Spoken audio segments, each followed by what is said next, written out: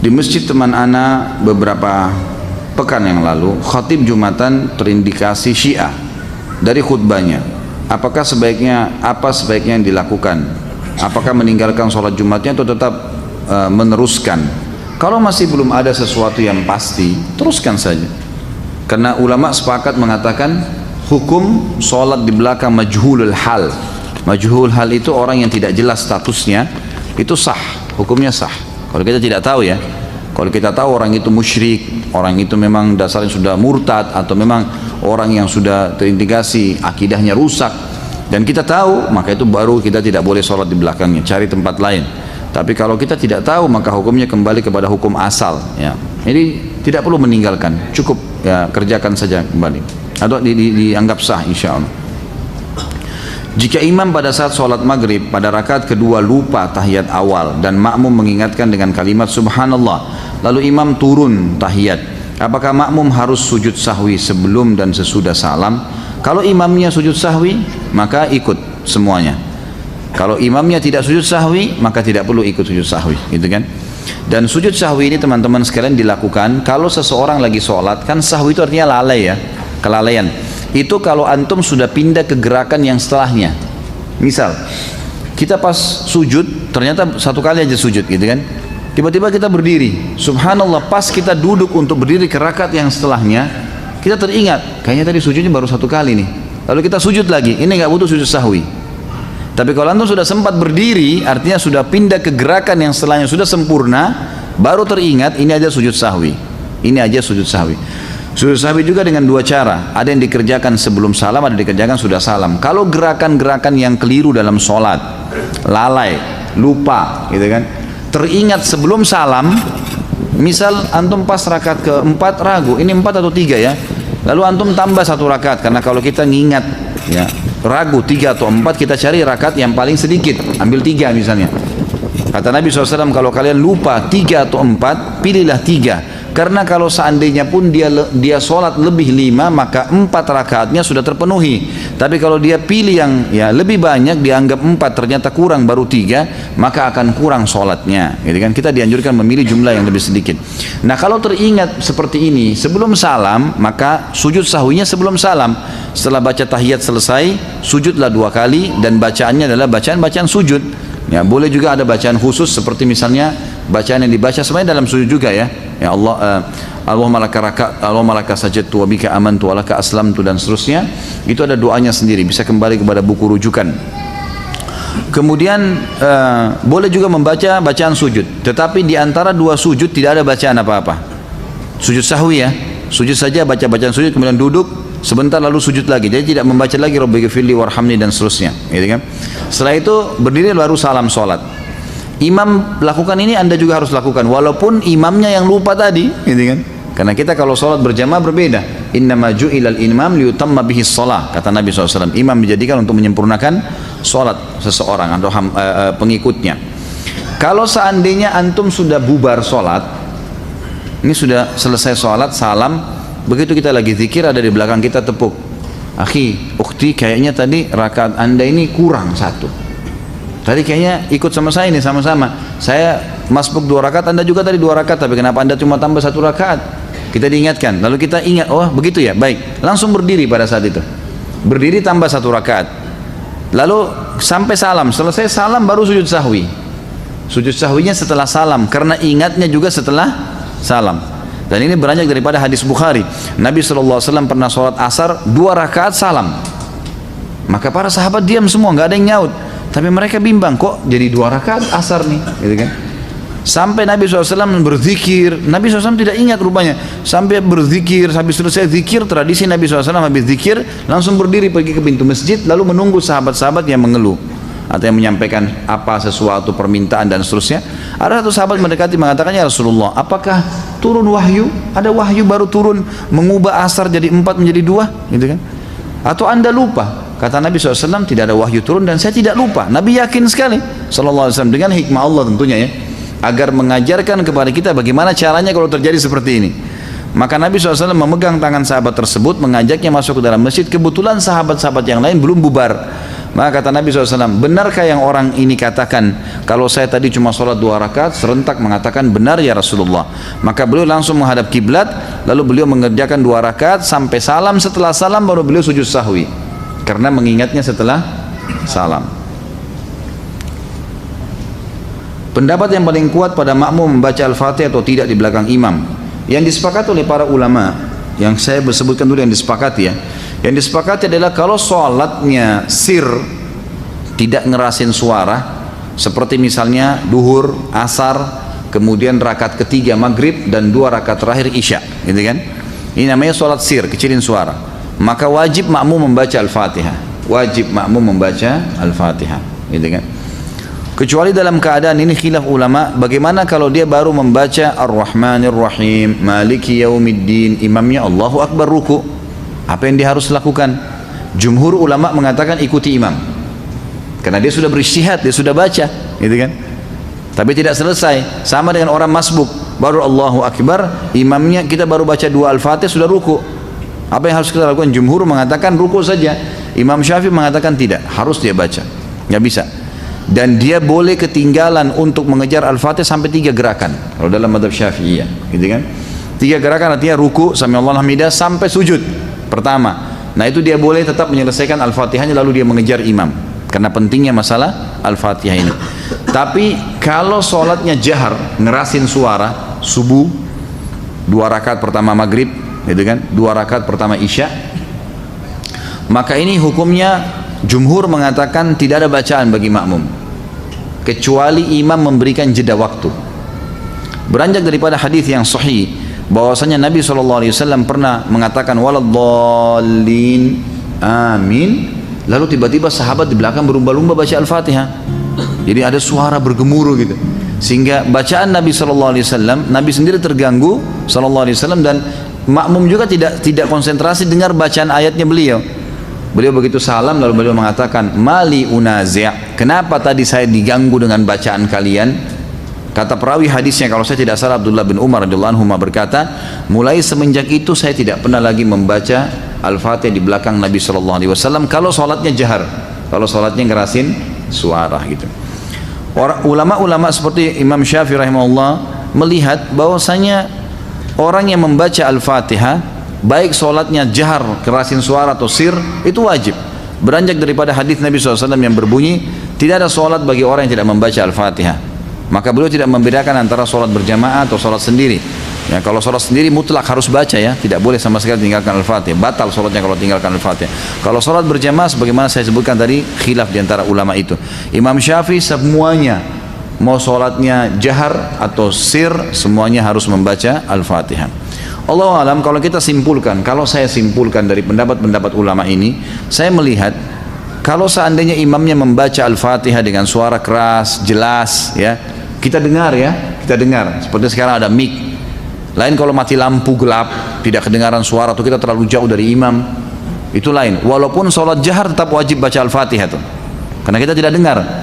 Karena memang Allah berfirman, umumnya ulama berpegang pada ayat ini, a'udzubillahi minasyaitonirrajim, fa idza quri'al qur'anu fastami'u lahu wa ansitu.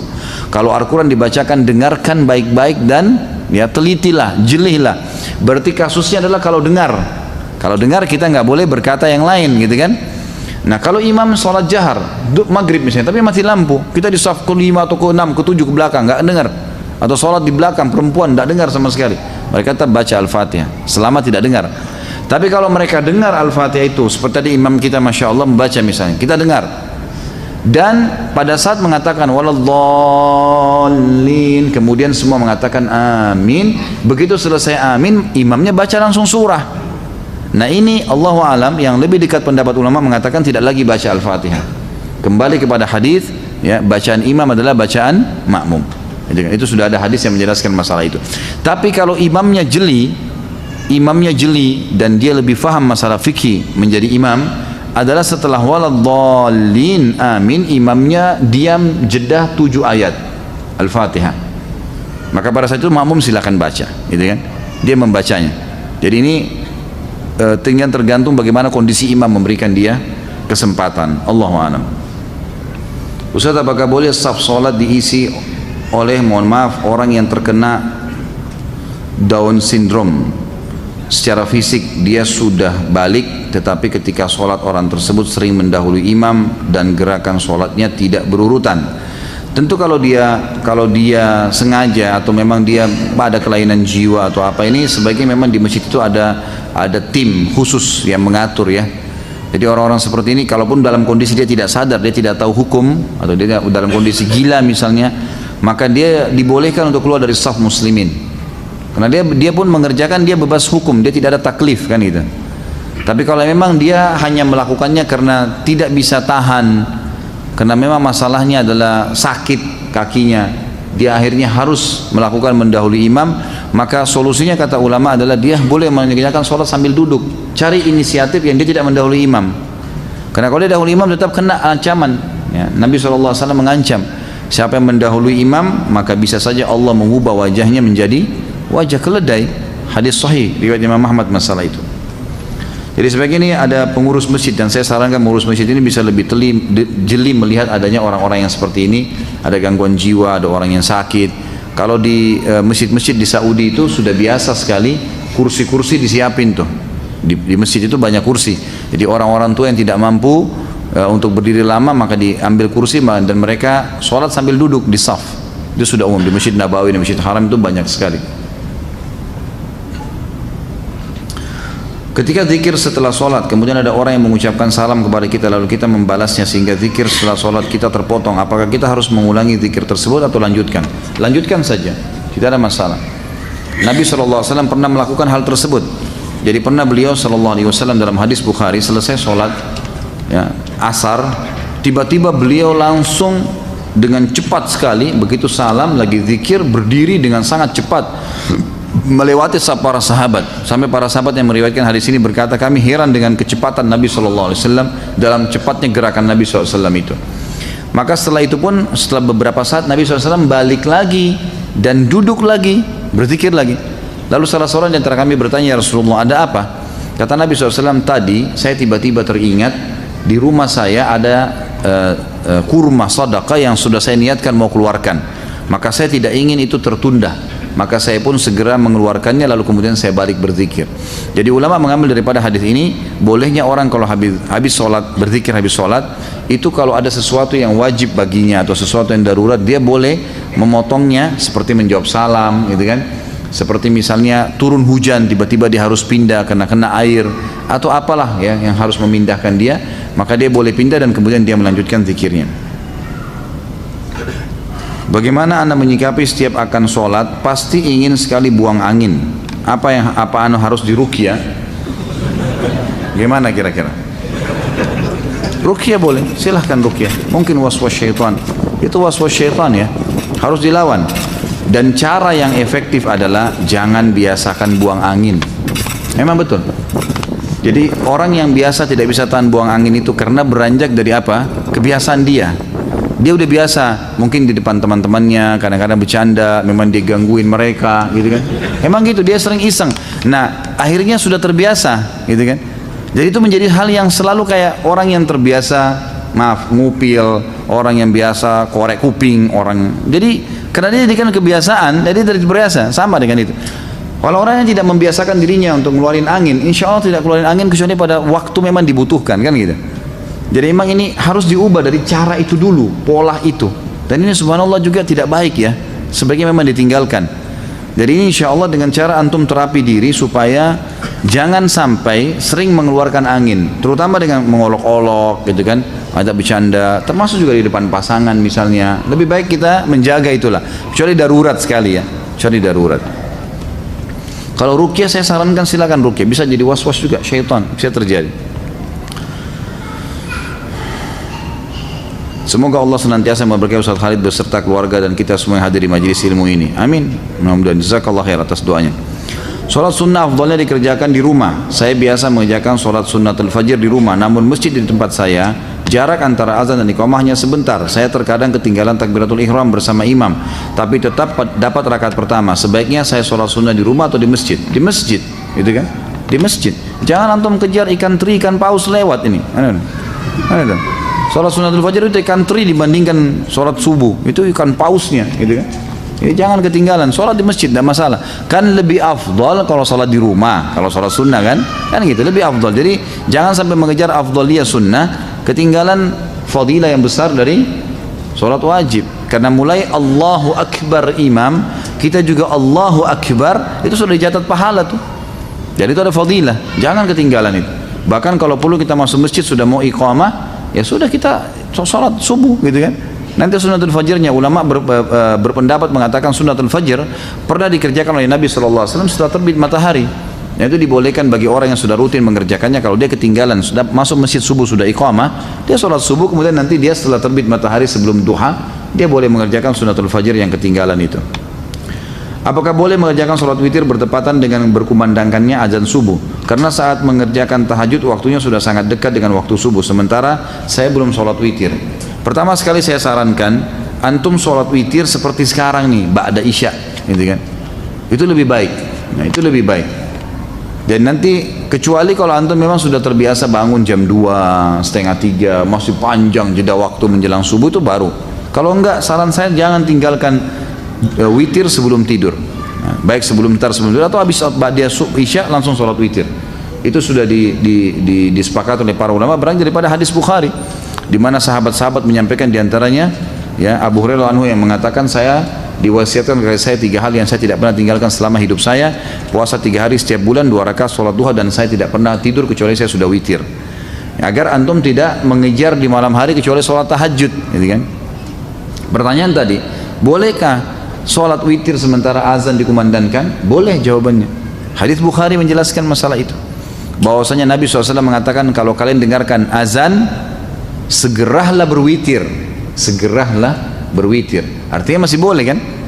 Bahkan ada pendapat ulama mengatakan kalau jeda antara azan dan iqamah subuh masih panjang, seperti Masjid Haram misalnya 20 menit, 25 menit baru iqamah, sementara antum sudah terbiasa kerjakan sholat tahajud dan itu kebablasan sampai azan subuh baru bangun, boleh mengerjakannya antara azan iqamah subuh. Karena itu bukan waktu yang dilarang untuk sholat. Kalau sudah iqamah subuh, waktu dilarang sholat, nggak boleh. Berarti di sini pendapat ulama mengatakan masih boleh mengerjakan sunnah-sunnah antara azan dan iqamah subuh, gitu kan? Jadi ini termasuk ya, yang bisa diambil pelajaran dari situ tadi. Apakah pahala sholat jamaah di masjid sama besar dengan jika kita sholat jamaah semisal di rumah atau di tempat lain? Tentu berbeda. Tentu berbeda. Fadilah ke masjid ada sendiri. Kalau di tempat lain tidak ada fadilah melangkah ke masjid. Ya, kata Nabi SAW, setiap kali orang melangkah, maukah saya tunjukkan kalian amal yang paling banyak menggugurkan dosa dan meninggikan derajat? Kata para sahabat, tentu ya Rasulullah. Kata Nabi SAW, berwudu di waktu-waktu genting, di waktu-waktu yang malas kita wudu, seperti mau tidur, gitu kan? Habis berhubungan biologis, mau tidur atau mau mengulanginya, dianjurkan wudu dulu. Atau di musim dingin, ya kan? Atau menjaga wudu, batal wudu lagi. Ini justru pahalanya besar nih.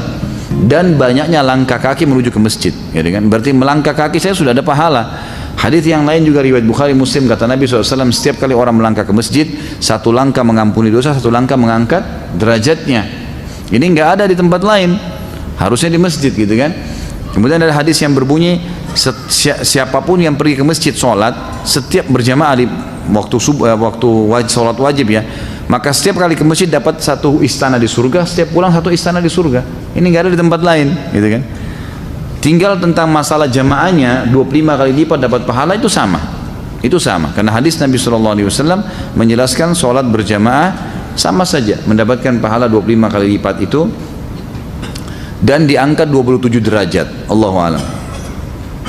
Kapan waktu yang paling utama untuk sholat sunnatul fajr? Antara azan dan iqamah subuh. Antara azan dan iqamah subuh ya. Apakah ada bacaan atau doa yang diajarkan oleh Rasulullah SAW pada saat berwudu, seperti doa ketika membasuh muka, tangan dan lainnya? Yang saya tahu doa yang dibaca adalah pada saat mau mulai wudu, itu hadis Bukhari, membaca Bismillah pada saat mau memulainya, gitu kan? Bahkan Syekh Jibril mewajibkan masalah itu, mengatakan harusnya seseorang membaca Bismillah, beranjak daripada hadis, janganlah seseorang kalian bersuci kecuali sudah memulainya dengan basmalah, gitu kan? Kemudian nanti selesai wudu baru membaca 2 kalimat syahadat, beranjak daripada hadis Bukhari. yang berbunyi siapa yang selesai wudu kemudian dia membaca asyhadu an la ilaha illallah wahdahu la syarikalah wa asyhadu anna muhammadan abduhu wa rasuluh, ini hadis Bukhari Muslim, maka Allah akan membukakan baginya 8 pintu surga, dia bisa minta yang mana dia mau masuki, gitu kan. Begitu pula ada hadis yang lain riwayat Tirmidzi menambahkan ditambah doa Allahumma ja'alni minat tawwabin wa ja'alni minal mutatahhirin, ya Allah jadikanlah aku orang yang selalu bertaubat dan juga orang yang selalu bersuci, gitu kan. Jadi dari hadis ini yang kita tahu ada doa di awal, ada doa di akhir. Kalau di pertengahan Allah alam saya tidak pernah dapatkan riwayatnya secara pribadi ya, saya pribadi. Jadi kalau anda mendapatkan riwayatnya silahkan anda amalkan, tapi saya pribadi belum pernah menemukan kecuali di awal dan akhir saja.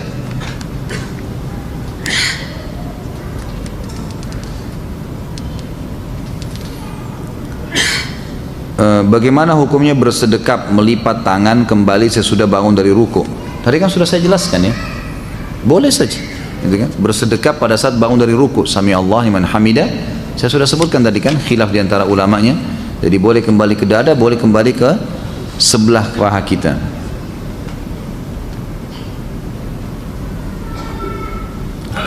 Apakah seseorang yang telah mencapai dosa kufur lalu tiba-tiba dia bertaubat atas hidayah Allah, kemudian dia mengerjakan sholat tapi belum mengulangi syahadat, apakah sholatnya sah dan diterima oleh Allah Subhanahu Wa Taala?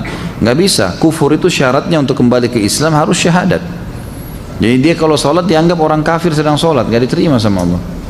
Harus syahadat. Gimana caranya? Itu syaratnya, karena dia sudah kufur. Saya pernah mendengar jamak suri. Apakah sholat dengan menjamak suri ini diperbolehkan? Apa ini jamak suri ini? Siapa yang bertanya nih? Saya nggak tahu nih apa jamak suri. Ada mati suri, ada jamak suri, ini macam-macam. Nanti ada nikah suri juga. Wah, begitu nikah semangat ya. Saya nggak tahu, maaf. Ya, saya minta maaf, saya nggak tahu nih maksud jamak suri itu apa. Apakah ada hukum had untuk orang yang meninggalkan sholat? Ada, jelas. Kalau dia meninggalkan secara malas, hukumnya had, dihukum. Dan Imam Syafi'i mengatakan tergantung pemerintahnya setempat, boleh memenjarahnya, boleh mencambuknya, gitu kan. Tapi yang jelas harus ditakzir. Takzir itu dihukum dengan berat dan tidak boleh dibiarkan ada di lingkungan kaum muslimin orang yang tidak sholat, wajib terutama ya. Jadi tidak boleh sama sekali. Apakah zikir setelah sholat boleh dikerjakan sambil berjalan keluar masjid karena ada keperluan? Boleh saja, nggak ada masalah. Tapi antum kehilangan ya, doa malaikat, karena hadis Nabi SAW, siapa yang habis selesai sholat tidak berdiri dari musallahnya, tidak berbicara dengan orang di sebelahnya, tidak membatalkan wudunya, sambil berzikir dia lagi duduk di situ, gitu kan? Dan ini saya sering sarankan para ikhwah yang hadir di pengajian saya, agar jangan pindah tempat pun, mundur ke belakang pun jangan, biarin di tempat situ saja, zikir dulu. Karena pekah sekali hadis ini ya. Siapa yang tidak pindah dari musallahnya, ya, tidak berdiri dari musallahnya, siapa yang tidak membatalkan wudu dan tidak berbicara dengan orang di sebelahnya, maka malaikat di atas kepalanya mendoakan, ya Allah ampuni dia, ya Allah rahmati dia, sampai dia melanggar 3 hal tadi.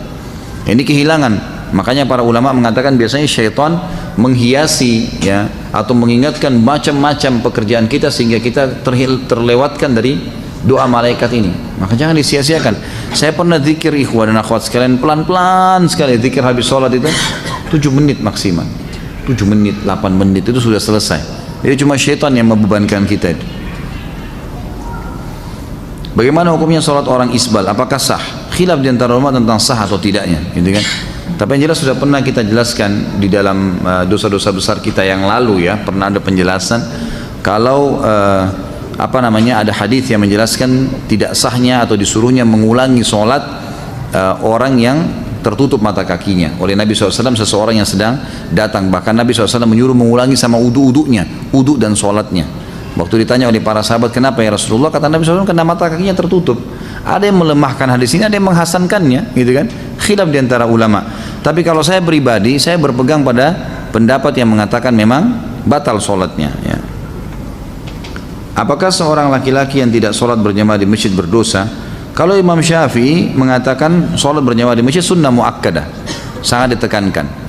Jadi kita tidak boleh menyalahkan juga orang-orang yang tidak ke masjid sholat. Misalnya umumnya di Indonesia ini banyak orang yang berpegang pada Syafi'iyah, gitu kan?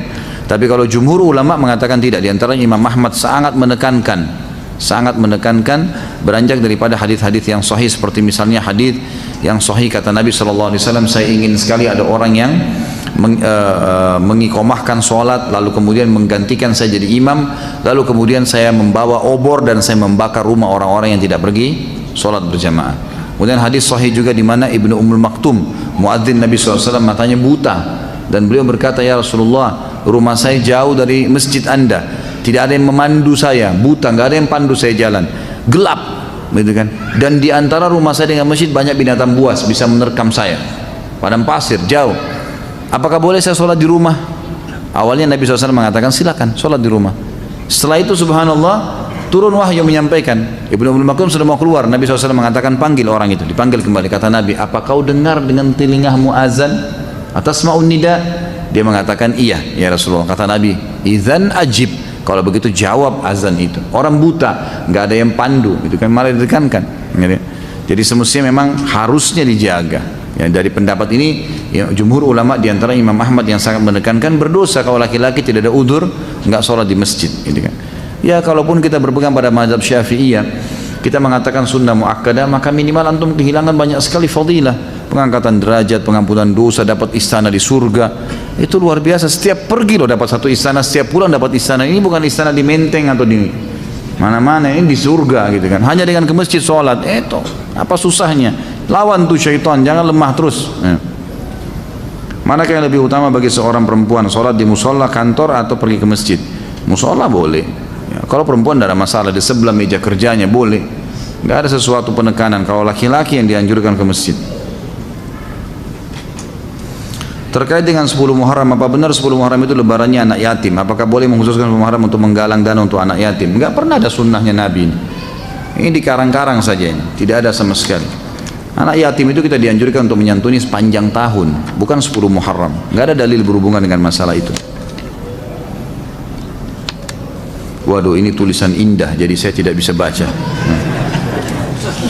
Dulu di Makassar, kami waktu masih kecil, kalau tulisan yang begini kita bilang tulisan indah, gitu kan. Saya nggak ngerti di Jakarta atau di daerah lain, Allahu a'lam.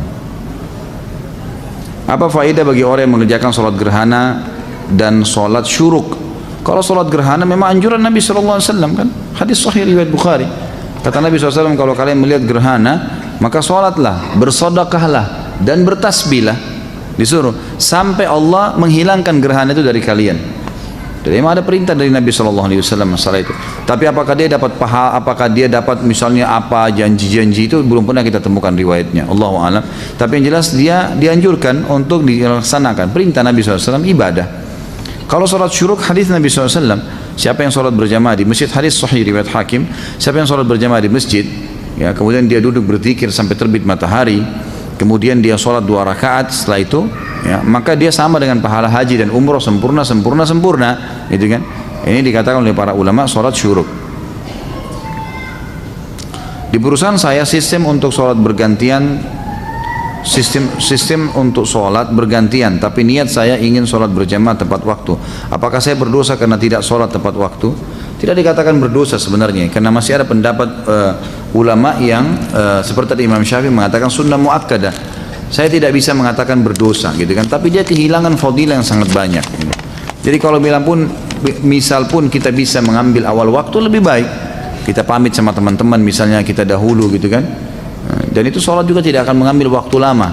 Saya juga sarankan begini, perlu difahamin ya, terikat dengan jam kerja kantor, ya, itu wajib hukumnya karena antum mengikuti syarat. Kata Nabi SAW, al-mu'minuna ala syurutihim, al-mu'minuna ala syurutihim. Orang mukmin harus patuh dengan syarat yang disepakati. Misal, waktu istirahat jam 12 sampai jam 1, azan setengah 1, gitu kan. Antum mulai masuk masjid sholat, ternyata harus kembali sebelum jam 1, misal 5 menit sebelum jam 1 ada absen lagi, misal contoh. Antum baru selesai sholat wajib, belum sempat sholat ba'diyah duhur, itu sudah jam 1 kurang 5 menit.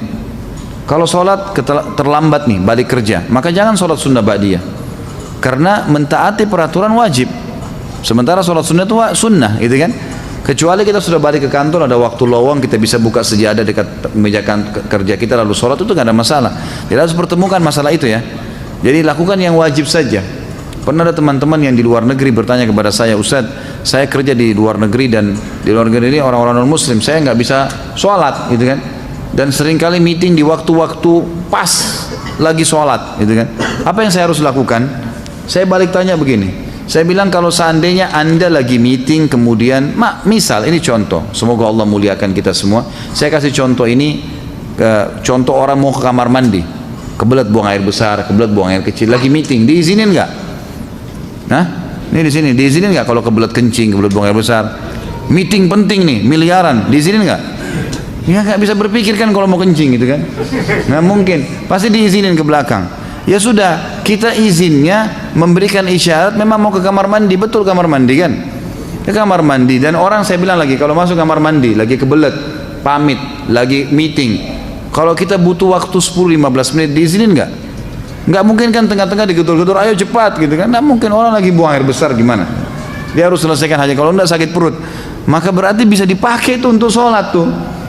Ini kalau darurat ya, sebab ada beberapa teman-teman yang pernah bertanya kalau salah dari Jepang, dari negara-negara yang memang tidak bisa mereka sholat, maka tidak ada juga musola. Bagaimana inisiatifnya? Ya saya sebagai dai harus bisa memberikan solusi nih. Kalau dia mau disuruh pulang, dia sudah terikat akad kerja di sana. Maka caranya adalah kayak tadi, pamit ke kamar mandi, memang mau kamar mandi, uduk di sana, kemudian sholat, cari tempat yang bisa sholat di situ. Mungkin di gang, mungkin di mana, ya apa boleh buat, harus sholat. Sholat dah, sholat wajib 5 menit, 10 menit maksimal, udah kembali lagi. Tapi nggak usah dibeberkan, saya mau sholat ya pamit. Kemudian berantem kalau tidak disuruh sholat, susah. Anda sudah akad dengan orang kafir, gimana? Nggak bisa, gitu kan? Jadi ini namanya hiyal syari'iyah. Harus kita mencari solusi secara syar'i yang memang kita tidak kehilangan pekerjaan dan juga tidak kehilangan ibadah itu. Apakah seorang muslim yang sebelumnya tidak rajin sholat bolong-bolong termasuk kafir? Apakah ia harus syahadat ulang dilihat dan dilihat oleh saksi maksudnya? Enggak tentu. Kalau dia jahdan ya, kalau dia bangkang, nggak ada sholat, nggak ada hukum sholat itu, saya nggak mau yakin, maka itu baru kufur, dia syahadat. Tapi kalau dia cuma malas-malas, nggak perlu, taubat kepada Allah sudah, sekarang tinggal sholat. Mana yang lebih baik apabila ada udzur, berjamaah tapi menunda sholat atau akhir waktu, sendiri tapi di awal waktu? Tentu saja di awal waktu, walaupun sendiri, tentu saja di awal waktu. Masya Allah, ini belum saya baca ini. Jam berapa kita mau selesai? Masya Allah, ini selama 2 tahun, 1 tahun ini nggak selesai pertanyaannya. Kok kayak balas dendam kalau ketemu saya nih?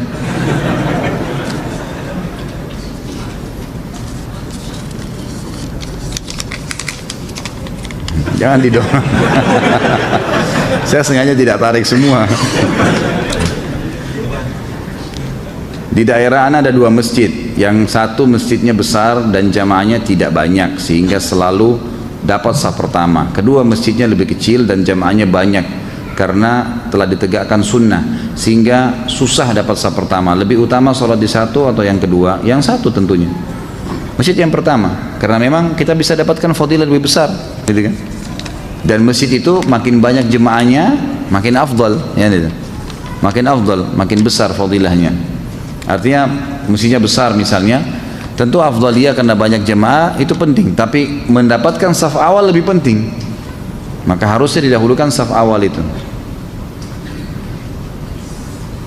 Ustaz, mohon penjelasan dan tuntunan sesuai sunnah apabila ada sholat wajib terlewatkan karena kelalaian, apakah seseorang yang meninggalkan sholat pada waktu yang ditentukan masih dapat mengerjakan sholat yang tertinggal itu di waktu sholat yang selanjutnya? Kalau dia lalai di sini dalam arti kata lupa, itu boleh dikerjain. Misal pas kita lagi sibuk, tersibukkan, semoga saja tidak terjadi ya, ada orang tersibukkan dengan urusan dunianya, kemudian azan asar baru dia sadar, oh ternyata saya belum sholat duhur nih, gitu kan. Maka apa yang harus dia lakukan? Boleh kalau dia sholat duhur, boleh, nggak ada masalah. Tapi kalau dasarnya dia tahu nih duhur sudah masuk, dia nggak mau sholat, memang nggak mau dah, memang sudah nggak sholat.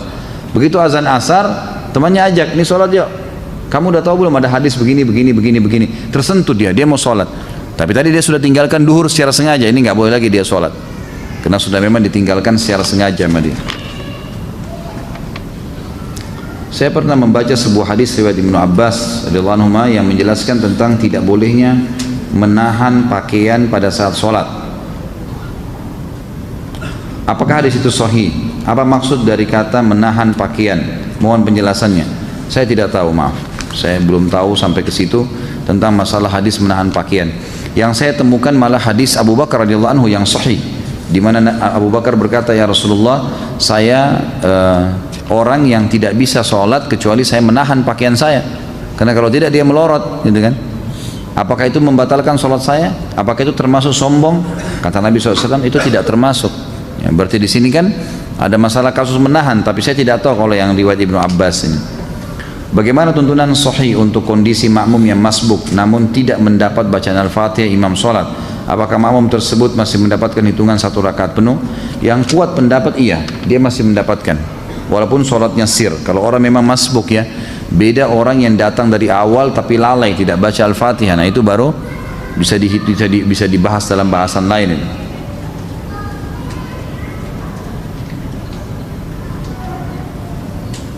Setelah berhubungan suami istri, apakah boleh sholat wajib hanya dengan wudhu tanpa junub, tanpa mandi? Nggak boleh lah. Ini iseng aja bertanya. Wajib mandi junub ya akhi. Atau mungkin yang nanya masih bujang kali ini, belum punya pengalaman ya. Belajar dari Pak Yoyo ya. Kalau kita sholat berjamaah tapi kita ketinggalan sehingga bacaan Al-Fatihah tidak sampai selesai karena imam bacaan cepat, begitu juga sholat duhur, asar bacaan Al-Fatihah tidak selesai, apakah sholat kami sah? Sah insya Allah. Yang penting tadi kan sudah saya jelaskan ini, yang saya sudah jelaskan jangan ditanya lagi. Makanya pada saat ta'lim tadi jangan mengkhayal gitu ya. Jangan terulang-ulang nih.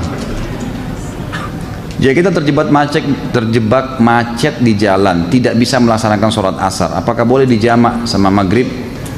Jika sholat maghrib juga ketinggalan, boleh lakukan di saat sholat isya. Tata caranya bagaimana? Yang pertama, sholat jamak itu hanya boleh dijamak antara duhur sama asar, tidak boleh yang lain. Maghrib sama isya, tidak boleh yang lain. Jadi nggak boleh asar sama maghrib, nggak bisa. Isya sama subuh nggak bisa, gitu kan? Subuh sama duhur nggak bisa. Memang duhur sama asar saja, maghrib sama isya saja. Itu kalaupun dijamak, gitu kan? Masalah kasus orang kena macet, maka hukumnya khilaf di antara ulama, apa yang harus dia lakukan? Yang terbaik adalah dia berhenti dia sholat di dekat situ, dimanapun, gitu kan, di jalan. Kayak kalau di jalan tol ada jalan alternatif di samping, dia bisa mampir di situ, dia sholat. Atau saya pernah lakukan, saya pernah mampir sholat di tempatnya teman-teman yang terima bayaran tol itu, gitu kan. Saya tanya dia, ternyata mereka sholatnya itu ada ruangan di situ. Kadang-kadang malah ada tangga ke bawah, gitu kan, ada musola di bawah itu. Maka bisa kita mampir sholat. Jadi kita bisa mampirkan mobil lalu sholat di situ. Itu yang paling baik. Atau bawa sejadah di mobil disiapin, gitu kan. Itu boleh. Ada sebagian ulama yang menarik bolehnya sholat di mobil kalau dalam keadaan darurat sekali. Sama hukumnya dengan orang sholat di pesawat, di kereta api. Kalau emang kita terjebak di satu tempat, lagi ada peperangan, lagi ada macet total, emang nggak bisa ditinggalin mobil, orang jalan-jalan sedikit-sedikit, ini nggak bisa. Maka daripada kehilangan waktu, lebih baik dia sholat sambil duduk. Tapi ini tidak diprioritaskan. Prioritaskan adalah mampir. Ya, itu. Apakah ada riwayat sholat saat Nabi SAW mengimami para nabi? Itu disebutkan oleh para ulama berhubungan dengan masalah kasus Isra Mi'raj ya. Bisa kembali lebih jauh ke ceramah saya sebutkan riwayatnya di ceramah tentang Isra Mi'raj itu. Apakah Nabi SAW pernah melakukan sholat tasbih? Kalau pernah, bagaimana tata cara dan bacaan sholat tasbih Nabi SAW? Kalau Nabi sendiri pernah kerjakan, Allahu a'lam, tidak ada riwayat masalah itu. Tapi umumnya semua yang disebutkan oleh Nabi SAW, kata ulama disepakati pastinya Nabi SAW sudah mengaplikasikan terlebih dahulu. Karena Allah sudah menjelaskan dalam Al-Quran, kabura maqtan indallah yang taqulu ma la tafa'alun. Sungguh berat di sisi Allah kalau kalian mengucapkan tidak mengamalkannya. Sementara Nabi SAW adalah panutan, pasti beliau sudah amalkan. Tapi hadis tentang sholat tasbih dihasankan oleh para ulama dan boleh dilakukan, itu beranjak daripada perkataan Nabi kepada pamannya Abbas radhiyallahu anhu. Nabi SAW mengatakan, wahai paman, kalau kau diluangkan waktu oleh Allah, kerjakanlah setiap hari sekali. Kalau kau tidak bisa maka sepekan sekali, kalau kau tidak bisa maka sebulan sekali, kalau kau tidak bisa setahun sekali, kalau kau tidak bisa kerjakanlah sekali seumur hidupmu. Maka kerjakanlah 2 rakaat solat. Ada riwayatnya mengatakan 4 rakaat solat. Di setiap solat begitu kamu takbir paman, ucapkanlah subhanallah alhamdulillah wala ilaha illallah wallahu akbar sebanyak 15 kali. Kemudian bacalah setelah itu iftitah, baca al-fatihah, baca surah. Kemudian pada saat ruku, sebelum baca 2 ruku membaca 10 kali tasbih tadi. Kemudian 2 ruku, kemudian bangun dari ruku, sami Allah liman hamidah, i'tidal, baca dulu tasbih 10 kali, kemudian baru baca 2 i'tidal. Sujud juga begitu. Pada saat sujud maka baca dulu 10 kali, baru kemudian baca 2 sujud. Duduk di antara 2 sujud baca 10 kali lagi tasbih, kemudian baru membaca doa di antara 2 sujud, lalu sujud baca lagi tasbih 10 kali, kemudian baca 2 sujud, lalu kemudian sebelum berdiri ke rakaat kedua duduk dulu baca 10 kali. Nah, jadi kurang lebih ada 75 kali bacaan dalam satu kali satu rakaat. Selebihnya seperti sholat biasa. Saat kita masuk sholat id 1 rakaat, saat menyempurnakan rakaat berikutnya berapa kali takbir yang harus kita lakukan? Ikuti rakaat yang sedang anda ada. Jadi misal kita masbuk nih sholat id, dia sudah rakaat kedua imamnya, kita ikut. Tadinya dia takbir imamnya 5 kali, gitu kan? Karena dia rakaat kedua, kita kan ikut imam juga takbir 5 kali. Kita nggak mungkin takbir 7 kali. Rakaat kedua kita juga takbir 5 kali, sama saja. Karena kita mengikuti imam di rakaat pertama tadi, dia sudah ke rakaat kedua. Seperti kita kalau lagi sholat umumnya sholat lain, kita ikut imam sudah rakaat ketiga misalnya di sholat maghrib. Imam kan tahiyat pertama, tahiyat terakhir kan? Kita juga harus tahiyat kan gitu. Di rakaat kedua setelah imam salam, kita rakaat kedua harus tahiyat juga kan gitu. Seperti itu caranya. Jadi tetap mengikuti kondisi imam. Bolehkah bermakmum dengan imam yang isbal? Sudah tadi ya. Apa hukumnya jika sudah terlanjur sholat? Dan apa saran Ustadz ketika ini sudah masalah isbal tadi ya. Baik.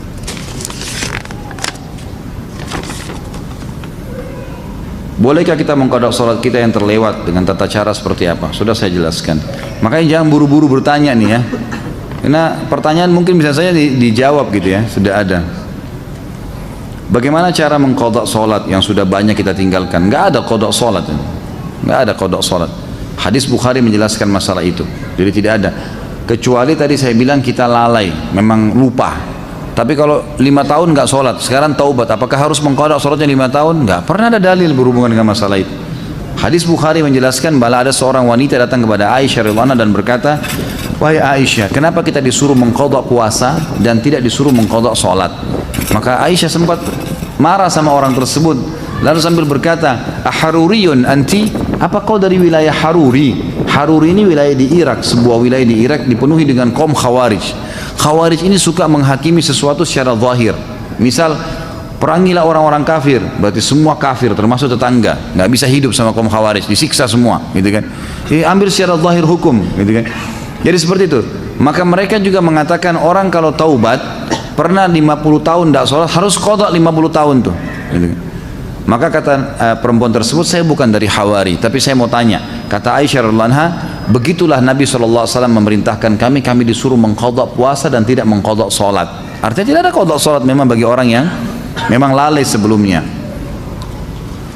Bolehkah menggabungkan 2 niat sholat sunnah ibadah sunnah lain dengan cukup melakukan 1 kali saja? Contoh sholat sunnah di masjid digabung dengan sholat qabliyah. Saya pernah tanya ini kepada Syekh Abu Bakar Jazair rahimahullah di Masjid Nabawi, dan saya pernah tanyakan juga kepada beberapa ulama yang lain. Maka jawabannya dibolehkan kalau sunnah sama sunnah. Kalau wajib sama sunnah nggak boleh, gitu kan? Artinya orang masuk dalam masjid, dia sholat tahiyat masjid dan juga dia bisa niatkan untuk qabliyahnya, sama dengan orang sama dengan orang puasa Syawal 6 hari dengan puasa Senin Kamis yang bertepatan dengan Senin Kamisnya. Maka selama sunnah sama sunnah dibolehkan, tapi tidak boleh sunnah sama wajib. Nggak boleh misalnya bayar utang Ramadan digabung dengan puasa Senin, gitu kan? Maka itu tidak dilakukan, itu tidak boleh digabung. Sebagaimana tidak boleh gabung antara qabliyah duhur dengan duhurnya.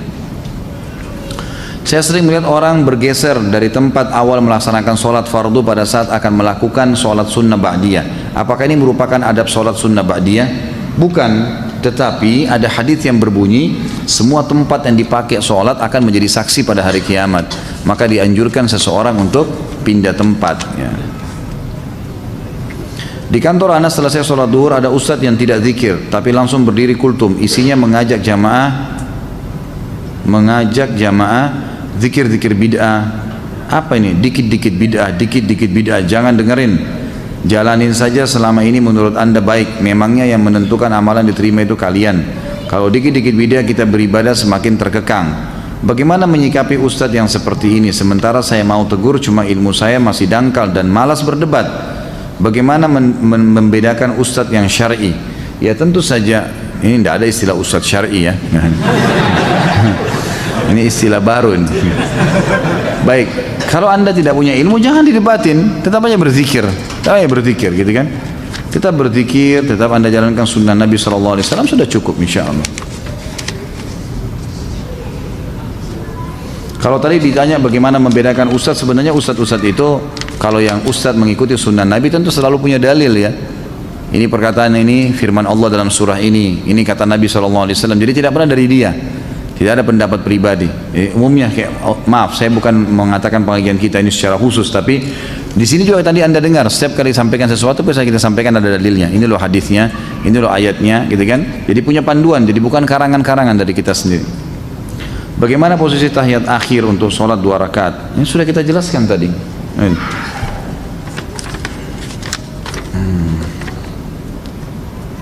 Apakah tidak merapatkan kaki ketika sholat berjamaah dapat menggugurkan pahala sholat berjamaah walaupun jarak antara pundak sudah rapat? Tentu tidak, tapi membuat syaitan masuk dan membuat tidak khusyuk. Itu, jadi tidak menggugurkan sholat. Karena ana ada udur di mana kalau jari kaki bersenggolan dengan benda-benda, dalam hal ini jari kaki saudara di sebelah, merasa risih sebab ana pernah ada riwayat operasi penyakit saraf tulang belakang sehingga jari-jari kaki menjadi sensitif. Dan apakah termasuk isbal jika ana menggunakan kaos kaki ketika sholat berjamaah? Karena dengan menggunakan kaos kaki ana merasa lebih nyaman dari gesekan karpet, dari bersentuhan dengan jari orang lain. Ana jadi khawatir terhadap ikhwan kita yang seolah-olah terus ingin mengejar jari kaki saya atau jari kaki saudara di sebelahnya, karena ditakutkan malah akan menjadikan sholatnya menjadi tidak khusyuk ya. Baik, tentu saja kalau anda punya udzur syar'i ya lakukan pakai kaos kaki, dan itu bukan isbal. Isbal itu adalah pakaian dari atas ke bawah, mengulurkan pakaian dari atas ke bawah. Kalau dari bawah ke atas enggak. Kaos kaki maksudnya itu tidak. Tapi kalau kita memang dari atas kita pakai ya, atau kita pakai kemudian dia terulur seperti celana, baju, itu semua baru masuk. Hadis Nabi SAW yang berbunyi isbal itu di imamah ya, di pakaian ya, celana, itu masuk dalam isbal gitu. Dikarenakan saat ini waktu subuh 4.15, apakah boleh kita ketika kita terlambat bangun, misal jam 5, kita melakukan sholat sunnah 2 rakaat sebelum subuh? Tentu tidak boleh. Kalau sudah iqamah subuh nggak boleh lagi. Anda kerjakan nanti setelah terbit matahari. Apa pahalanya kalau kita mengislamkan seseorang? Oh, ini tidak sesuai dengan tema. Dapat pahala lah tentunya ya, selama dia berbuat kebaikan, selama dia mempelajari agama, insya Allah anda dapat pahalanya. Dan hadis Nabi SAW kepada Ali bin Abi Thalib pada saat perang Khaybar, gitu kan, hai Ali, jalanlah dengan tenang menuju ke mereka, ke orang-orang Yahudi itu, lalu tawarkan mereka Islam. Kalau mereka nolak, tawarkan mereka jizyah. Kalau mereka nolak, tawarkan mereka untuk ya perang, gitu kan. Dan ingatlah Ali, kalau ada satu orang yang sempat mendapatkan hidayah karena kamu, maka itu lebih baik daripada humurun ni'am. Humurun ni'am ini adalah bisa diterjemahkan dengan unta betina merah yang besar, atau nikmat yang terbesar yang sedang dimiliki oleh seseorang. Apakah bergerak 3 kali dalam keadaan sholatnya batal, seperti garuk-garuk misalnya? Kalau Imam Syafi'i mengatakan batal kalau lebih dari 3 kali, jadi tidak dibolehkan lebih dari 3 kali. Tapi jumhur ulama mengatakan tetap tidak batal kalau memang orang itu punya udzur, memang harus dia lakukan. Tapi kalau gerakan sia-sia membatalkan sholat nih, ada orang sia-sia memperbaiki kopiah atau apalah gitu kan, ya ini keseringan dilakukan, makanya tidak boleh. Tapi kalau darurat memang harus menggaruk, memang gatal sekali, itu tidak ada masalah insya Allah. Apakah boleh sholat wajib sambil duduk seperti kita perjalanan jauh dalam bus, pesawat yang memakan waktu 12 jam? Tentu saja boleh, tidak ada masalah. Apakah dalam Islam mengenal zaman purba dan zaman dinosaurus? Apakah ini suatu berita bohong, Ustaz? Allahu a'lam. Ini kok kelepasan masuk ini. Bolehkah berimam pada orang yang masbuk? Boleh, asal anda beda imam ya. Jadi misal gini, ada 2 orang masuk masbuk nih, orang lagi berjamaah, sama-sama masbuk 1 rakaat. Kita satu imam nih. Begitu salam imam kan masing-masing nambah rakaat yang masbuk ya, yang kehilangan 1 rakaat. Ini nggak boleh lagi jadi makmum satu sama yang lain. Karena ada orang begitu tuh, karena sudah satu imam. Yang boleh kalau beda imam. Misal kita berdiri, kita masuk 1 rakaat, ada orang yang telat masuk, maka dia tepuk pundak kita, itu boleh, nggak ada masalah. Tapi tidak boleh menjadi memiliki 2 imam dalam satu sholat. Bila imam salah dalam baca Al-Fatihah, karena kan sholat tidak sah, apakah kita harus ulang di rumah atau bagaimana? Tentu saja tidak ya. Salahnya tergantung, salahnya kenapa? Kalau emang salahnya fatal dan sudah diingatkan tidak mau, maka batal sholatnya. Bukan di rumah, diulangin di situ, gitu kan? Tapi kalau emang dia lupa, kemudian diingatkan, atau mungkin ada kesalahan tajwid yang diingatkan lalu dia tidak lakukan, maka tetap sah saja. Beranjak daripada hadis Nabi SAW yang sahih yang berbunyi, kalau kalian sholat dengan imam, kalau imam benar dia akan panen pahala kalian, dan kalian akan dapat pahala kalian masing-masing. Dan kalau dia salah, dia akan berdosa dihukum sama Allah, dan sholat kalian benar. Sholat kalian benar. Apakah boleh sholat Jumat di dalam kereta api? Soalnya saya pernah melihatnya ketika saya dalam perjalanan menuju kampung halaman. Musafir nggak ada Jumat baginya, nggak usah sholat Jumat gitu kan. Kalau musafir nggak usah sholat duhur asar, di jamak saja. Setelah sholat hajat, petunjuk dari Allah itu berupa apa? Nggak ada sholat hajat ini. Yang ada sholat istikharah. Sholat hajat setahu saya tidak ada hadisnya, lemah sekali, bahkan ada hadis yang palsu gitu kan. Jadi yang ada adalah sholat istikharah. Istikharah sama sebenarnya ya, karena kita meminta petunjuk dari Allah SWT. Itu ada hadis sahihnya. Tentang tawakal, pertanyaan Ibnu Rajab rahimahullah bahwa tidak ada yang memberi, menghalangi, mendatangkan bahaya dan mendatangkan manfaat kecuali Allah semata. Hadis di atas sahihkah? Saya tidak tahu ya. Baik, 2 pertanyaan lagi ya. Sabar yang sudah lipat-lipat tasnya. Apakah seorang muslim meninggalkan sholat termasuk golongan orang munafik? Tidak bisa kita katakan munafik, tapi ada ciri kemunafikan padanya. Karena orang munafik meninggalkan sholat atau berdiri sholat dengan malas. Di mana batasan seorang muslim dikatakan kafir? Apabila dilihat dari hadis riwayat At-Tirmidzi, An-Nasai dan Ibnu Majah menyebutkan sabda Nabi SAW, perjanjian antara kami dan mereka orang kafir adalah sholat. Karena barang siapa meninggalkannya maka sungguh dia telah kafir. Yang dimaksud di sini adalah perilakunya perilaku kafir, meninggalkan sholat. Makanya ulama masih rincikan, meninggalkan sholat secara jahdan tadi, membangkang, baru kufur, gitu kan? Harus syahadat. Tapi kalau dia cuma malas-malas tidak masuk.